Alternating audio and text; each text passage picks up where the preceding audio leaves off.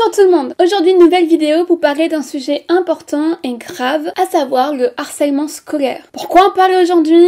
Parce que Brigitte Macron, donc la première dame, a fait un discours qui m'a mis très en colère. Et quand c'est une victime du coup de harcèlement, et ça craint d'avoir ce type de discours-là, surtout une personne influente comme ça. Donc, on va parler de cette intervention-là et du harcèlement scolaire dans les grandes lignes. Du coup, petit avertissement, bien évidemment, on va parler d'harcèlement scolaire, probablement de dépression, de violence contre enfants exercés par des adultes, des rapports de pouvoir, ce genre de choses, de suicide aussi, et de tout ce que vous pouvez imaginer qui tourne autour du harcèlement scolaire. Donc, bien évidemment, c'est sensible pour vous, regardez pas cette vidéo. Le but, c'est pas de vous faire du mal. Donc, l'extrait de l'intervention de Brigitte Macron, parce que je le rappelle quand même, ce n'est qu'un extrait, on n'a pas le discours entier, a été mis en ligne par BFM TV. Vous avez le lien dans la description, le 3 juin 2019, sur le compte Facebook, et probablement sur leur site internet. Après plus de recherches, il s'avère que la première dame s'y est rendue aux côtés d'autres personnes influentes ou ayant de l'influence quand il s'agit du harcèlement scolaire, ce cas par exemple d'Aïja Phoenix qui est apparemment présente à ce moment-là, ainsi par exemple de Nora Fraise qui, pour ceux qui ne le savent pas, est la fondatrice d'une association qu'elle a créée suite au suicide de sa fille à cause du harcèlement. Donc bref, ensemble, ils se sont rendus à une remise de prix pour le concours #non au harcèlement de cette année. Dans les points positifs, le gouvernement et donc le ministre de l'Éducation, Monsieur Blanquer, a annoncé 10 nouvelles mesures pour lutter contre le harcèlement scolaire. Après les avoir vues, je doute de leur efficacité, mais vous les avez quand même en description si cela vous intéresse. Pour donner plus de contexte, le harcèlement scolaire, c'est environ 10% des élèves en France qui en sont victimes. Pour les cas déclarés, bien entendu, hein. Et il y a plus de harcèlement au collège qu'au lycée, a priori. On peut donc imaginer qu'en réalité, c'est bien plus que ça, vu que, difficile de parler de ça, et je sais pas comment ils font trop leur recensement. Voilà. Et, un petit parenthèse sur l'autisme, quand tu es autiste, tu as 90% des personnes et des enfants autistes qui ont connu le harcèlement scolaire. Voilà, je voulais sortir le champagne. Je vous mets également en lien, si j'espère le retrouver, un document qui a été fait par l'ONU, qui parle des discriminations des personnes handicapées. L'école en fait partie, le harcèlement en fait partie. Et sachez que lorsque tu es handicapé, tu as à peine 15% des personnes handicapées qui obtiennent le bac, tu as 8% qui sont en licence à la fac ou en études supérieures, et tu as à peine 1% qui atteignent le bac plus 5. Pour vous dire à quel point le système scolaire est mal fichu en France, hein. Coucou, personne n'en parle, mais on va peut-être penser à changer ça et à régler ce putain de problème. C'est pas normal. Revenons à Brigitte Macron. Pour être totalement transparente, je ne porte pas vraiment ce gouvernement dans mon cœur, étant donné que je suis personnellement plus à gauche, voire pour ma famille, à extrême gauche. Mais je ne veux pas mélanger pour autant. Ça me mettra dans les commentaires là-dessus. Malgré tout, je vais quand même essayer de mettre de la distance entre mes opinions politiques, pour seulement en parler du discours qu'a tenu et des propos tenus par Brigitte Macron, sans parler du gouvernement ou... parce que ce n'est pas l'objectif ici, et parce que tout simplement, je pense que je n'ai pas assez de connaissances et assez d'armes pour moi personnellement m'occuper de ça, donc je laisse plutôt des personnes qui eux s'y connaissent bien mieux que moi le faire à ma place. Dernier point, on va commencer quand même, je ne laisserai pas sur cette vidéo des commentaires sexistes et faisant des blagues sur les différents âges entre le couple Macron. Commençons. Alors, elle dit, l'école c'est l'apprentissage des savoirs, l'apprentissage des valeurs et surtout de la bienveillance. La bienveillance, franchement j'ai eu un rectus à ce passage, parce que non, l'école n'apprend pas la bienveillance. L'école apprend à avoir peur, les jeux de l'hypocrisie sociale et tout le cirque autour, les jeux sur l'apparence, et que si tu ne corresponds pas à l'apparence que tu veux que les autres aient, tu te fais exclure. Jamais l'école ne m'a appris la bienveillance, et je ne crois pas connaître une seule personne qui a appris la bienveillance grâce à l'école. La bienveillance, personnellement, je l'ai appris notamment grâce à des amis, mais pas grâce à l'école, en fait. Il n'y a jamais eu de cours de bienveillance, il n'y a jamais rien eu... T'apprends pas la bienveillance à l'école. Je sais pas d'où elle sort ça. Par contre, si tu fais partie d'un cas isolé et que tu as, en effet, grâce à l'école, appris la bienveillance, manifeste-toi, vraiment ça m'intéresse. Et c'est là où je te cite Hugo Orio, qui est un autiste, comédien et écrivain, qui disait dans L'Empereur c'est moi, la peur est la matière que l'on enseigne le mieux à l'éducation nationale. Et je suis tellement d'accord avec ça. C'est le lieu où l'on est bien. Oui, totalement, évidemment, bien sûr, sacrément. Demandez aux élèves, vous êtes bien à l'école? Les élèves répondent oui. Elle demande une nouvelle fois. Ils répondent de nouveau oui. En même temps, tu crois qu'ils vont dire quoi, les gamins? Regardez sur les photos officielles. Ils doivent être en primaire, ces enfants. Ils sont devant la première dame, filmés, entourés de personnes importantes. Vous croyez sérieusement qu'ils vont répondre non? Et pour info, pas besoin d'avoir vécu du harcèlement pour ne pas aimer l'école. Par exemple, il y a des cas des élèves qui s'ennuient en classe et qui n'aiment pas l'école à cause de ça. On le verra plus tard, mais le fait de faire ça à des enfants passe l'idée que l'enfant normal, il aime forcément l'école. Ce qui est absolument faux. Parce qu'encore une fois, tu n'as pas besoin d'être harcelé pour détester l'école. Voilà. Ils sont bien à l'école. Oui, vas-y, remets-en une couche quand on n'est pas compris. Je rappelle qu'elle vient pour parler de harcèlement scolaire. Il y a des anciennes victimes présentes dans la salle, et dont Nora Fraise qui a perdu sa fille suite à un suicide à cause du harcèlement. Mais vas-y, te gêne pas, surtout pour continuer dans l'indécence. De toute manière, les personnes du gouvernement sont douées pour ça. Désolée, j'avais dit pas de politique, mais là, franchement, ça commence à m'énerver très sérieusement. Mais il y a des comportements minoritaires, mais totalement insupportables. Alors non, le harcèlement n'a malheureusement rien de minoritaire. Les 10% des élèves, c'est plus d'1 million de victimes. Encore une fois, c'est les chiffres officiels, mais c'est un point bien plus important vu le nombre de victimes qui n'en parlent jamais. On se retrouve toujours avec l'idée qu'un enfant normal ne se fait pas harceler, que c'est la norme de ne pas se faire harceler. Malheureusement, c'est pas vraiment la réalité. Et nous ne le supporterons pas. Nous devons le faire savoir, il y a une seule urgence, parler. Alors, on retrouve l'idée que pour régler le harcèlement, il faut parler. Dans un monde de bisounours, oui. Et d'ailleurs, quand une personne me dit qu'elle est victime, c'est la première chose que je lui dis de faire, parce que ça peut en effet aider selon le contexte, selon si tu as de la chance en fait. Mais malheureusement, la plupart du temps, ça ne suffit pas. Et puis, tu noteras qu'elle ne dit absolument aucun mot sur les harceleurs. Elle ne s'adresse toujours qu'aux victimes, comme toutes les campagnes du monde que vous voyez.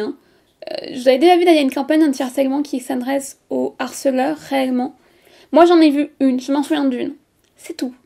Tout le reste, c'est des campagnes qui disent à la victime quoi faire, sauf que c'est pas la victime qu'il faut former en fait. C'est la victime, vous devez juste lui dire, voilà, c'est du harcèlement, ce n'est pas normal. Ce que tu vis n'est pas normal. Mais vous pensez pas que c'est peut-être au potentiel harceleur qu'il va falloir peut-être s'adresser un jour, genre pour leur dire ce que vous faites c'est grave. Vous vous rendez compte que ce que vous faites peut provoquer la mort de la personne, par exemple? Je sais pas. Si vous ne parlez pas, on ne peut rien faire pour vous. Il y a un adulte, forcément, ou un jeune qui n'est pas loin de vous. Sachez ouvrir les yeux. Sachez le trouver. On est là pour vous. On est tous là contre le harcèlement. C'est là où je vais commencer à m'énerver. Plus que d'habitude encore. Alors, l'idée que si tu ne parles pas, on ne peut rien faire, en plus de tout entendre que si tu es victime, et que tu ne parles pas, c'est ta faute, que rien ne s'arrange, évidemment, est assez révoltante. J'ai parlé. On est nombreux à avoir parlé. Et qu'est-ce qui s'est passé d'après vous? On s'est retrouvés tout seuls. Ça a été encore pire, parce que j'ai parlé des élèves menacés de mort, et m'ont incité au suicide. Parce que j'ai parlé, je suis devenue la cible à abattre. La vie scolaire ne m'écoutait plus. On minimisait sans cesse, alors que c'était terrible ce que je vivais. Alors que j'ai parlé, on m'a collé 2 heures pour faire un exemple de moi. Or, et vous savez, la vraie raison pour laquelle on m'a collé 2 heures? Parce que je me suis fait tabasser. On a tout fait pour me faire redoubler. Alors que le redoublement, ça voulait dire me condamner à mort. On m'a demandé de quoi je me plaignais, alors que j'allais dénoncer des comportements, alors que j'avais des idées suicidaires. Or, c'est vrai, de quoi je me plains, d'être insultée, tabassée, humiliée en permanence. On se le demande, Pire, des adultes ont participé à mon harcèlement. Des pions m'insultaient, m'humiliaient dès qu'ils le pouvaient. Idem avec une prof de physique-chimie.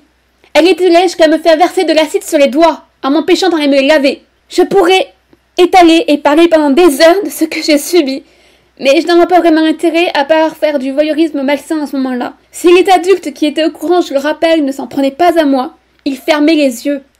J'ai été insultée et humiliée en cours, devant un prof à quelques centimètres de moi. On m'a insultée et posé des questions obscènes avec un adulte assis juste à côté de moi. Je m'étais assise ici justement parce que je pensais que j'allais être protégée. Et non, on m'a passé à tabac devant un pion qui restait immobile et qui m'a juste regardé me faire tabasser, comme ça. Ces personnes sont complètement complices du harcèlement et des harceleurs et sont tout autant responsables qu'eux. Très franchement, je regrette de ne pas avoir de preuves et de ne pas avoir parlé assez vite de ce que je vivais dans les détails avec mes parents. Parce que là, j'aurais pu aller porter plainte vu que les faits étaient assez graves. Mais les choses ont fait que c'était impossible. D'ailleurs, Tant qu'on parle de porter plainte, vous savez qu'aujourd'hui, il n'y a quasiment aucun procès qui a condamné un harcèlement scolaire, y compris quand la victime est morte à cause de ce harcèlement. Ça n'a jamais eu lieu. Faudrait peut-être penser à changer ça si vous voulez vraiment lutter contre le harcèlement. Parce que bon, le harcèlement est complètement impuni au sein de l'école. Il est impuni aux yeux de la justice. Et quand tu es adulte et que tu te refais encore harceler, ce qui a été mon cas, hein, j'ai été harcelée sur mon lieu de travail. C'est exactement pareil. Même si j'étais allée au prud'homme, ils auraient rien fait. Parce que c'est absolument pas puni.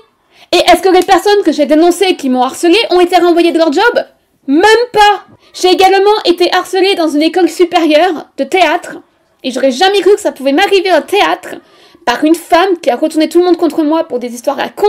Elle est allée chercher des noises auprès de tout le monde, de l'administration, des autres élèves avec qui je bossais. Elles ont été 3 à s'attarder contre moi sur des discussions Facebook, dans des conversations privées. Elles ont tout fait pour que je n'ai pas la validation de mon année, ce qui a marché au passage. Hein. Et résultat des courses, quand je suis allée dénoncer leur comportement, quand je suis allée voir les profs, que je leur ai expliqué qu'on s'apprenait en moi, que j'étais harcelée, que j'étais pas bien à cause de ça, que je retombais en dépression, ce qui est un peu normal, hein, on va pas se le cacher. Ces fameux profs, la chose qu'ils m'ont dit c'est « Oh, mais faut faire avec, voyons, c'est normal, c'est des choses qui arrivent, prends sur toi. » Non! Se faire harceler, ça n'a rien de normal, ça n'a rien de naturel, ce n'est pas une excuse. Se faire harceler peut te conduire à des conséquences à risque, peut te faire te suicider. À cause du harcèlement, j'ai eu des troubles du comportement alimentaire, j'étais anorexique pendant plus d'1 an. À cause du harcèlement, je me suis mutilée. À cause du harcèlement, j'ai failli me suicider. Je fais partie des enfants qui auraient pu faire partie des faits divers à cause du harcèlement. Et aujourd'hui encore, j'en suis traumatisée. J'en fais des cauchemars. Il y a des choses que je peux plus faire à cause du harcèlement. Genre traverser un couloir en puits d'élèves, par exemple. Pourtant, j'en ai parlé. Je fais partie des enfants et des personnes qui ont toujours dénoncé ça. Les seules personnes qui n'étaient pas trop au courant, c'était mes parents. C'est tout. Tout le reste que je savais. Et même quand mes parents ont été informés, même quand ils se sont battus pour qu'on puisse me sortir de là, en fait, ça vient rien non plus. J'ai aussi d'ailleurs appelé la fameuse plateforme qu'on vous met en ligne, le numéro vert contre le harcèlement. Hein. Je l'ai fait, hein.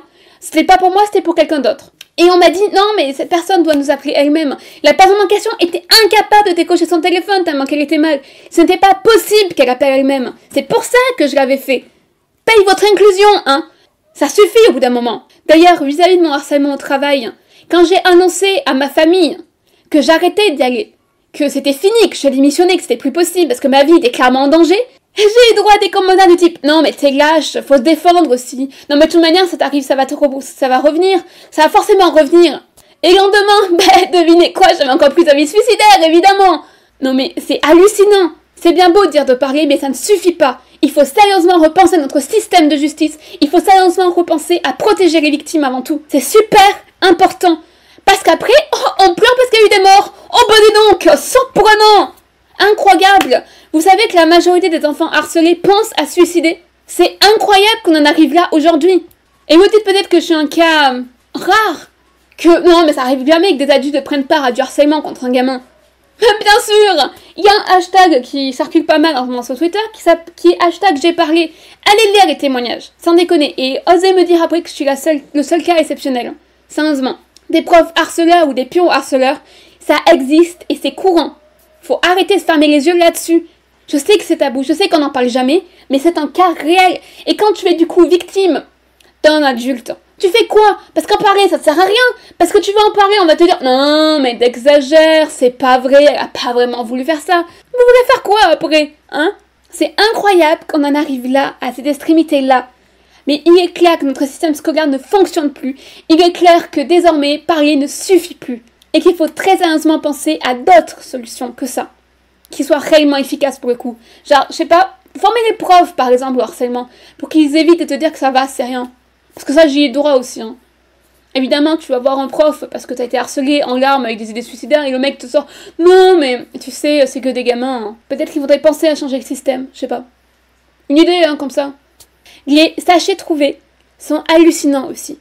Genre, c'est à la victime de faire l'effort de se protéger, de fournir un effort pour s'en sortir, alors qu'on le rappelle, on subit seulement de choses comme ça pour en plus devoir faire le job des adultes chargés de nous protéger. Mais vous n'avez pas demandé ce que vit une victime en fait. Vous ne le savez pas. Non, mais de toute manière, c'est rien, c'est juste des enfants. Et puis, t'as qu'à te défendre aussi, je veux dire, une droite bien placée, et puis c'est fini, quoi. C'est que des gosses. Ben oui, quoi.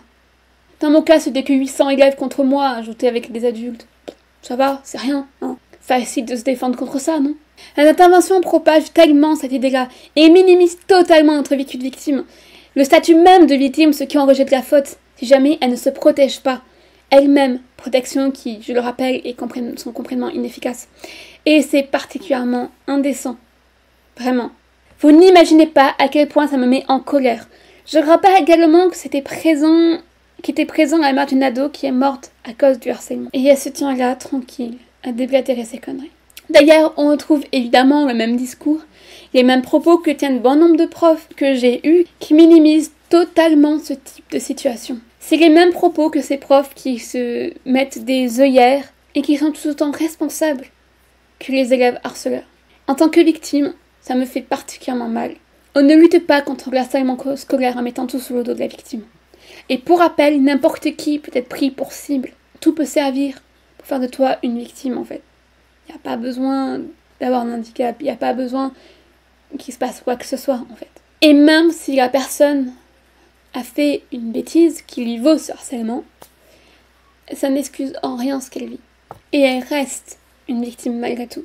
Elle ne mérite pas ce qui lui arrive, elle n'en est pas responsable. Clairement, cette idée, c'est la même que celle sur les violences sexuelles ou domestiques où on dit aux femmes, bah vous savez qu'elle est porter plainte, ou alors, bon, mais t'as qu'à quitter ton mec, comme si c'était si simple que ça, évidemment, bien sûr, ça se connaissait. D'ailleurs, en parlant de ça, vous savez que les plaintes ne sont quasiment jamais prises. Vous savez qu'il y a, encore une fois, il n'y a quasiment aucune justice pour ça, il n'y a quasiment personne ne condamné pour les violences domestiques. Ou les violences sexuelles, d'ailleurs. Je m'arrête ici. Je pense que je sortirai d'autres vidéos sur le sujet du harcèlement scolaire, parce que c'est quand même grave, c'est quand même important, et ça concerne beaucoup de monde. En tous les cas, je vous dis à la prochaine.